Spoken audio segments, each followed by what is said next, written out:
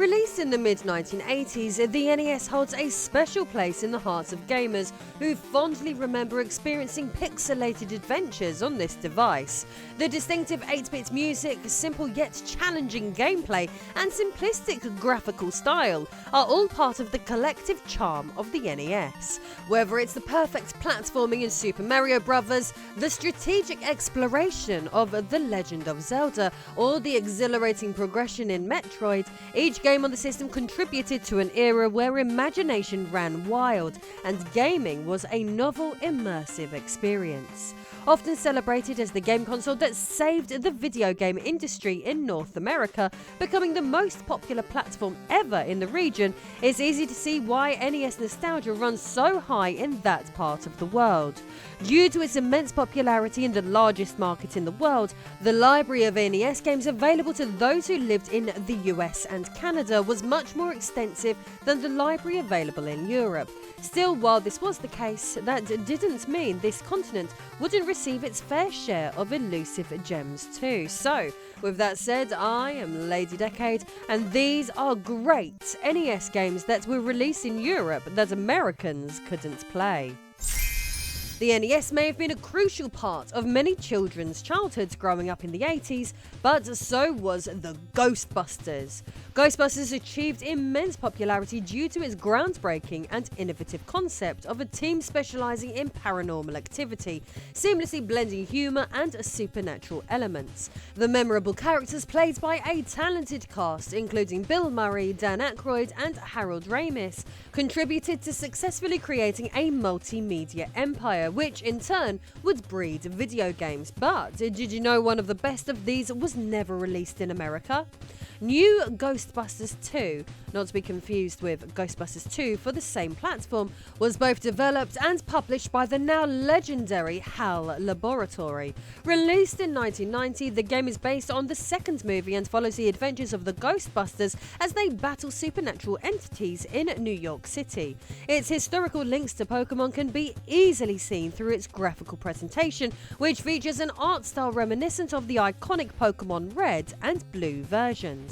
Throwing on your Proton Packs, this game offers players an interactive and entertaining experience, whereby you get the opportunity to play not only as the legendary four heroes, but also as Louis Tully, the ever-relatable accountant and fifth playable character available in the title. The primary objective of the game revolves around trapping ghosts that infest various areas, as players must skillfully use their Proton Packs to weaken the ghosts before deploying the traps. The game is not without its challenges, as players must contend with formidable bosses at the end of each stage. These encounters require strategic thinking and well-timed ghost-busting maneuvers to emerge victorious. For Europeans, this was an NES game where busting made you feel good, an option that sadly those who grew up in New York City never had.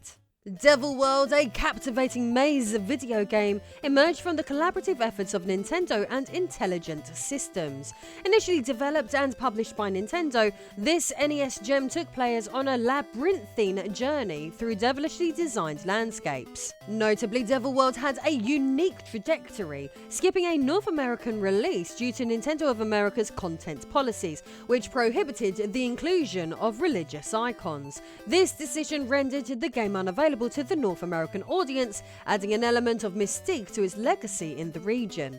The game was a departure for Shigeru Miyamoto, marking his inaugural foray into console-only game development after a prolific career in arcade game creation. Miyamoto, renowned for his role in birthing iconic franchises like Super Mario Bros. And The Legend of Zelda, first brought his creative genius to Devil World on the hardware. The game's premise revolves around navigating mazes fraught with challenges, all while contending with the titular devil, who actively seeks to impede the player's progress. This dynamic creates an engaging and strategic gameplay experience, requiring players to outsmart the devil and overcome the intricate maze layouts. Each level introduces new complexities, ensuring that players are kept on their toes and providing a sense of progression throughout the game. Devil World stands as a testament to Miyamoto's ability to craft inventive and compelling gaming experiences, even within the constraints of early console technology. But unfortunately, this was not a title that the Christian-dominated America would even be allowed to play at the time. Hammer in Harry places players in control of the titular character Harry, armed with nothing but his trusty hammer. The game unfolds across 5 distinct levels, each set in diverse locales. In this spirited tale of vengeance, aggrieved construction worker Harry aims to settle the score against his rivals in the notorious Rusty Nailers Company. The narrative kicks into gear when the Rusty Nailers, the game's villains, have gone beyond the bounds of fair competition and demolished Harry's cherished abode. It's an act of aggression that sets the stage for a construction site showdown unlike any other. As players traverse through the levels, smashing boxes becomes a crucial element, revealing useful items that can be picked up to enhance Harry's capabilities. Among these power-ups are a large hammer doubling the damage dealt, a chili pepper providing an arc to Harry's swing, and a lightning bolt capable of obliterating all on-screen enemies. Offering up challenging gameplay, not without its fair share of frustrations, beyond platforming, the experience is further layered with interesting boss battles and engaging bonus rounds. The game's appeal lies in its simplicity, the satisfaction of wielding a hammer against adversaries, and the cathartic journey of a determined construction worker seeking justice against those who have wronged him. One thing is for sure though, America was wronged by being deprived of this game. Amongst the European home computer scene of the 1980s, perhaps no title was more beloved than that of Elite. The iconic space trading video game is considered groundbreaking not only for introducing players to an open-ended gaming experience, but also for showcasing revolutionary 3D graphics that set new standards in the industry. Elite's influence reached far and wide, leading to its rapid porting to virtually every contemporary home computer system, with the Nintendo Entertainment System in Europe being no exception to this rule. Released in 1991, this rendition stands out as particularly remarkable, considering it was developed for a platform previously celebrated for handling sprites rather than fast-paced wireframe graphics. This version of the game introduced elements that made the gameplay more accessible. Further to this, a distinctive feature of this NES adaptation was the incorporation of secret missions triggered at various points in the game, depending on the player's ranking and location. This added an extra layer of complexity and intrigue, enhancing the overall gameplay experience. The game showcased an innovative icon-based system tailored for use with the NES controller, which surprisingly does not impede the player in any significant way, providing a seamless and intuitive interface.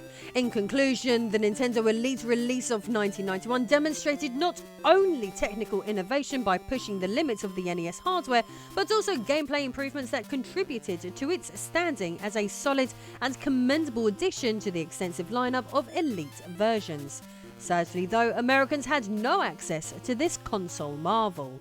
Banana Prince, a captivating 2D platformer, was released under the banner of Takara on the 20th of December 1991. The German iteration, launched in February 1992, exhibited subtle divergencies in its graphics while introducing the intriguing element of game show questions. Immersing players in a vibrant gaming universe, Banana Prince unfolds the narrative of an island native, the eponymous Banana Prince, embarking on a quest to recover the pilfered weapons of his homeland.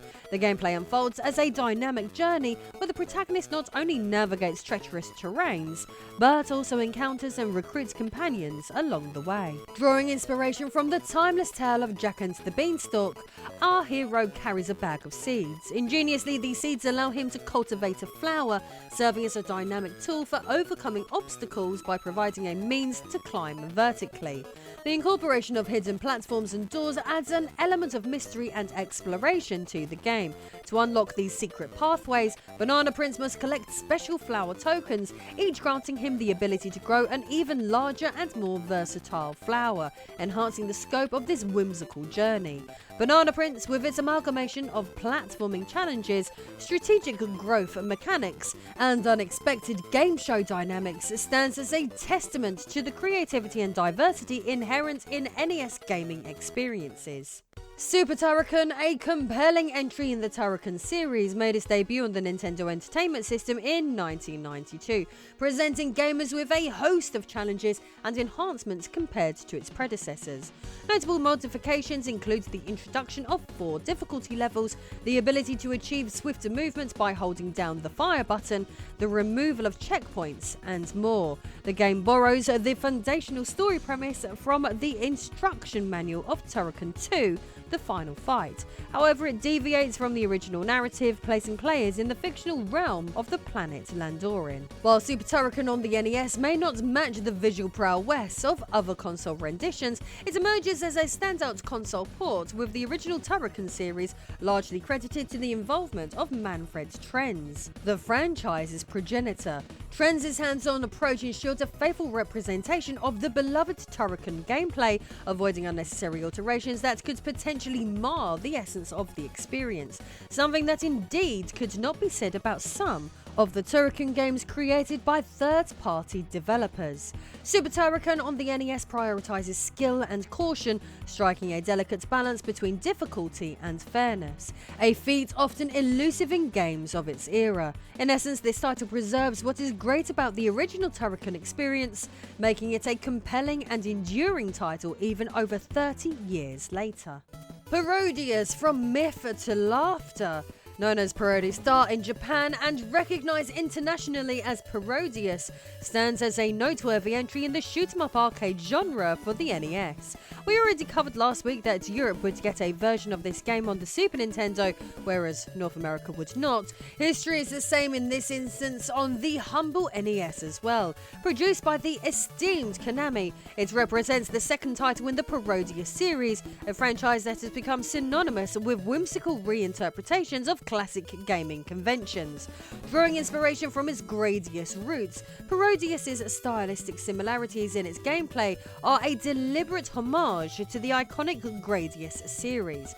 However, what sets it apart and adds a distinctive flair is its intentionally absurd graphics and music.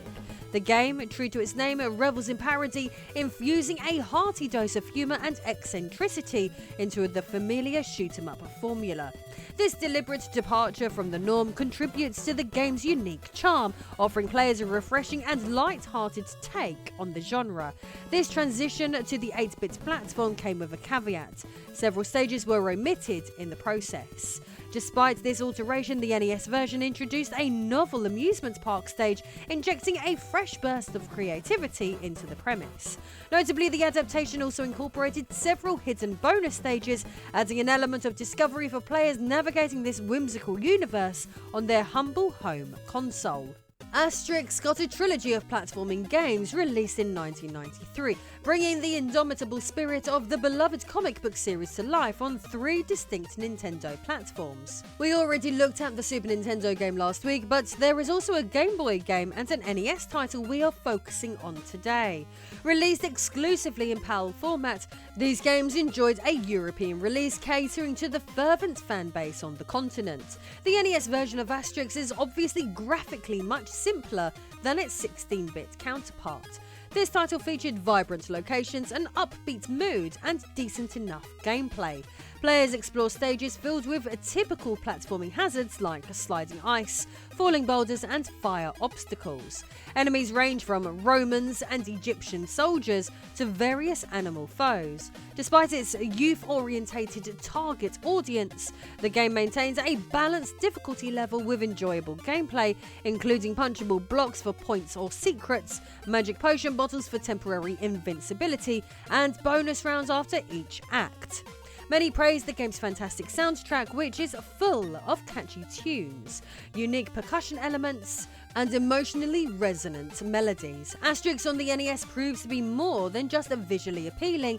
It's a delightful and amusing gaming experience, delivering light-hearted, fun gameplay, which captures the spirit and laughter of the show. Perhaps the most legendary and celebrated title of all NES games released in Europe and not America, we have Gimmick, known as Mr. Gimmick in Scandinavia. This title stands as a noteworthy platform video game that emerged from the creative realms of Sunsoft. At its narrative core is the captivating tale of Yumataro, a diminutive green yokai inadvertently bestowed upon a young girl as a toy. The plot thickens when the girl's inanimate plaything springs to life, spiriting her away to an alternate dimension. In a valiant endeavour to rescue her, Yumataro embarks on a pursuit through a multitude of levels, harnessing his star-shooting prowess to obliterate adversaries and forge ahead in the game. The ambitious aspiration for Gimmick was not merely to exist in the gaming landscape, but to stand shoulder to shoulder with the burgeoning quality of games on the then state-of-the-art Super Nintendo. Steering this ambitious project was director Tomomi Sakai, who recognized the need for an extensive team and pioneering techniques to elevate the game's aesthetic appeal and auditory experience. The graphics, a pivotal element of any video game, underwent meticulous treatment through the implementation of advanced tileset algorithms. This strategic choice liberated processing power, enabling the creation of more intricate and detailed graphics on the screen. Furthermore, the game incorporated an expanded sound chip, a departure from the conventional setup found in standard Famicom game cartridges. This innovative addition provided a surplus of sound channels, amplifying the sonic potential of the game. Composer Masashi Kageyama seized this opportunity to craft a more sophisticated and nuanced score, pushing the boundaries of what was traditionally expected in the realm of video game music. The immersive gameplay unfolds across 6 meticulously designed stages, each culminating in a formidable boss encounter. The player's skill and strategic prowess are put to the test as they progress through these stages, overcoming enemies and environmental obstacles to advance in the quest. Navigating the dynamic landscape of the gaming industry in the early 90s, director Tomomi Sakai encountered significant challenges in bringing Mr. Gimmick to an international audience. During this era, distributors displayed heightened interest in games tailored for the cutting-edge 16-bit systems, creating a challenging environment for the localization of games from Japan. The prevailing sentiment was clear. The allure of the 16-bit systems overshadowed the prospects for titles developed for older hardware, which explains why this one never made it to America. In a surprising turn of events, the game found a lifeline through the efforts of the Swedish distributor Bergsala. In 1993, Bergsala took the step of importing Gimmick in limited quantities, releasing it across the Scandinavian markets. This decision was not only marked by a deviation from industry norms, but also showcased the distributor's willingness to embrace unique and unconventional gaming experiences, even against the prevailing market trends. While largely slipping under the radar at the time, the game had a resurgence in interest in the early 2000s, when it was re-released in Japan for the PlayStation in 2002, allowing a new generation of players to discover its magic.